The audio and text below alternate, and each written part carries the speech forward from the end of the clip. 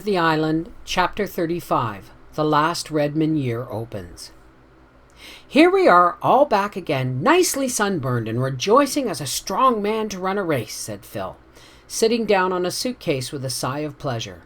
Isn't it jolly to see this dear old Patty's place again? And Auntie, and the cats. Rusty has lost another piece of ear, hasn't he? Rusty would be the nicest cat in the world if he had no ears at all, declared Anne loyally from her trunk, while Rusty writhed about her lap in a frenzy of welcome. Aren't you glad to see us back, Auntie? Demanded Phil. Yes, but I wish you'd tidy things up, said Aunt Jamesina plaintively, looking at the wilderness of trunks and suitcases by which the four laughing, chattering girls were surrounded. You can talk just as well later on. Work first, then play used to be my motto when I was a girl. Oh, we've just reversed that in this generation, Auntie. Our motto is play your play and then dig in. You can do your work so much better if you've had a good bout of play first. If you're going to marry a minister, said Aunt Jamesina, picking up Joseph and her knitting, resigning herself to the inevitable with the charming grace that made her the queen of house mothers, you will have to give up such expressions as dig in. Why? Moaned Phil. Oh, why must a minister's wife be supposed to utter only prunes and prisms? I shan't. Everybody on Patterson Street uses slang, that is to say, metaphorical language. And if I didn't, would they think me insufferably proud and stuck up? Have you broken the news to your family? Asked Priscilla, feeding the Sarah cat bits from her lunch basket. Phil nodded. How did they take it? Oh, Mother rampaged, but I stood rock firm. Even I, Philippa Gordon, who never before could hold fast to anything. Father was calmer. Father's own daddy was a minister, so you see he has a soft spot in his heart for the cloth. I had Joe up to Mount Holly after Mother grew calm, and they both loved him, but Mother gave him some frightful hints in every conversation regarding what she had hoped for me. Oh, my vacation pathway hasn't been exactly strewn with roses, girls dear. But I've won out and I've got Joe. Nothing else matters. To you, said Aunt Jamesina darkly. Nor to Joe either, retorted Phil. You keep on pitying him. Why, pray? I think he's to be envied. He's getting brains, beauty, and a heart of gold in me. It's well we know how to take your speeches, said Aunt Jamesina patiently. I hope you don't talk like that before strangers. What would they think? Oh, I don't want to know what they think. I don't want to see myself as others see me. I'm sure it would be horribly uncomfortable most of the time. I don't believe Burns was really sincere in that prayer either.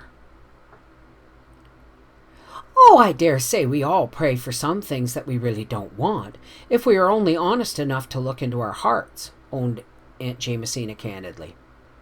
I've a notion that such prayers don't rise very far.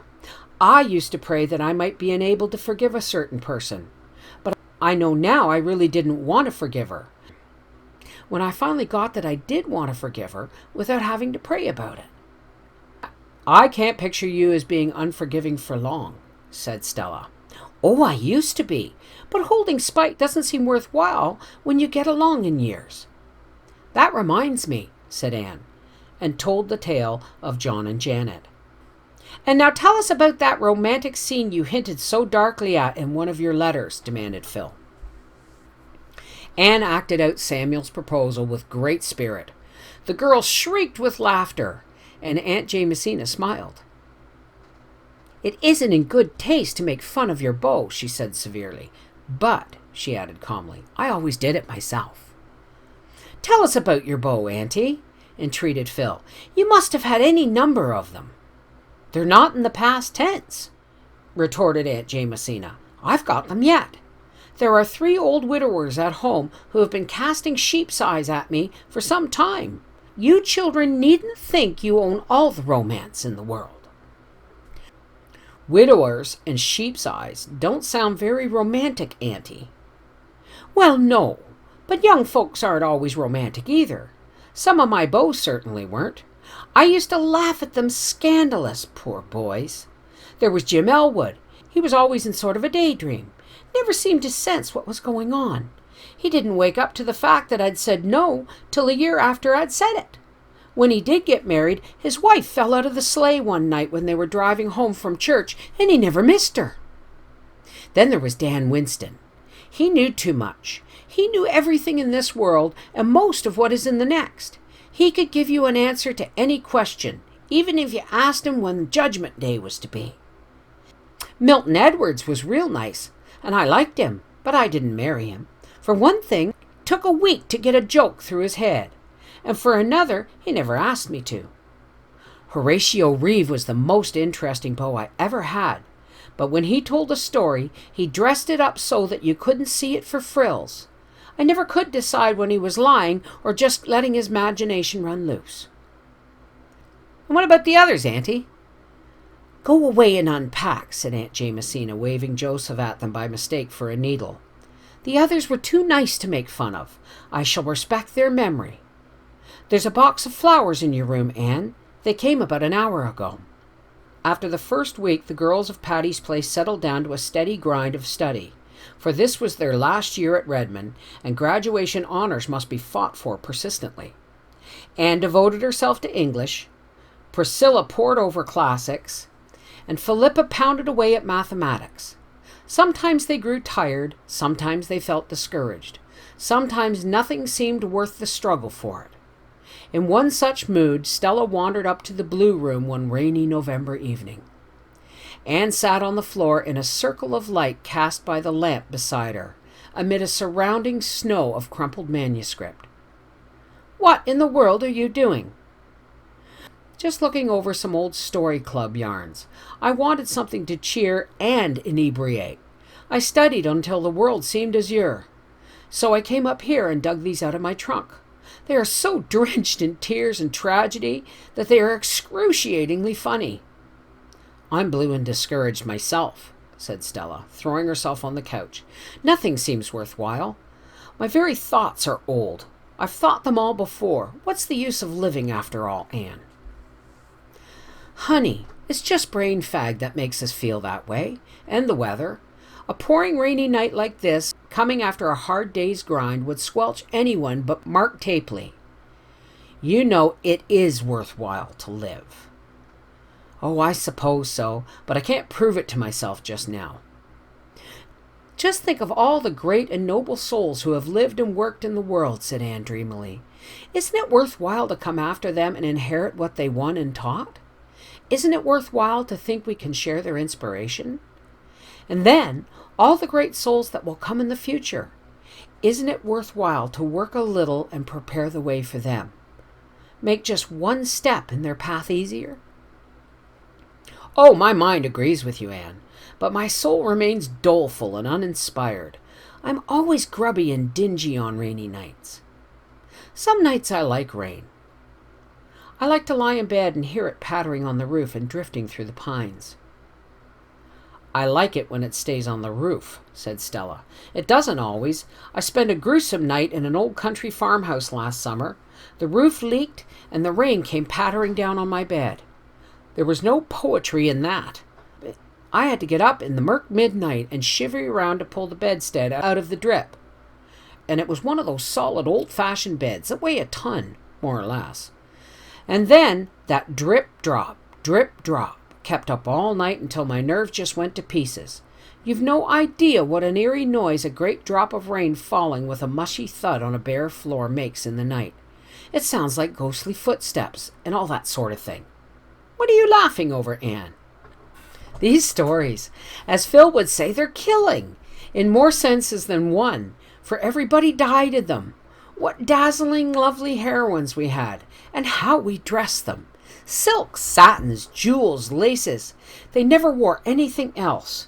Here's one of Jane Andrews' stories depicting her heroine as sleeping in a beautiful white satin nightdress trimmed with seed pearls. Go on, said Stella. I begin to feel that life is worth living as long as there's a laugh in it. Here's one I wrote. My heroine is disporting herself at a ball, glittering from head to foot with large diamonds of the first water. But what booted beauty of rich attire! The paths of glory leads but to the grave. They must either be murdered or die of a broken heart. There was no escape for them. Let me read some of your stories. Well, here's my masterpiece. Note its cheerful title, My Graves. I shed quarts of tears while writing it, and the other girls shed gallons while I read it. Jane Andrews' mother scolded her frightfully because she had so many handkerchiefs in the wash that week.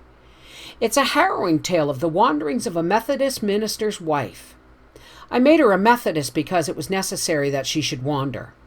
She buried a child every place she lived in. There were 9 of them, and their graves were severed far apart, ranging from Newfoundland to Vancouver.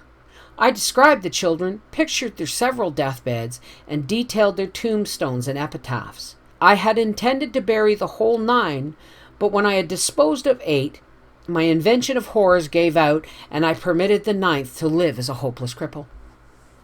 While Stella read my graves, punctuating its tragic paragraphs with chuckles, and Rusty slept the sleep of a just cat who has been out all night, curled up on Jane Andrews' tale of a beautiful maiden of 15 who went to nurse in a leper colony, of course dying of the loathsome disease finally. Anne glanced over the other manuscripts and recalled the old days at Avonlea School, when the members of the Story Club, sitting under the spruce trees or down among the ferns by the brook, had written them. What fun they had had! How the sunshine and mirth of those olden summers returned as she read. Not all the glory that was Greece, or the grandeur that was Rome, could weave such wizardry as those funny, tearful tales of the Story Club. Among the manuscripts, Anne found one written on sheets of wrapping paper. A wave of laughter filled her gray eyes as she recalled the time and place of its genesis. It was the sketch she had written the day she fell through the roof of the Cobb Duck House on the Tory Road. Anne glanced over it and then fell to reading it intently. It was a little dialogue between asters and sweet peas, wild canaries in the lilac bush, and the guardian spirit of the garden. After she read it, she sat staring into space, and when Stella had gone, she smoothed out the crumpled manuscript. "I believe I will," she said resolutely.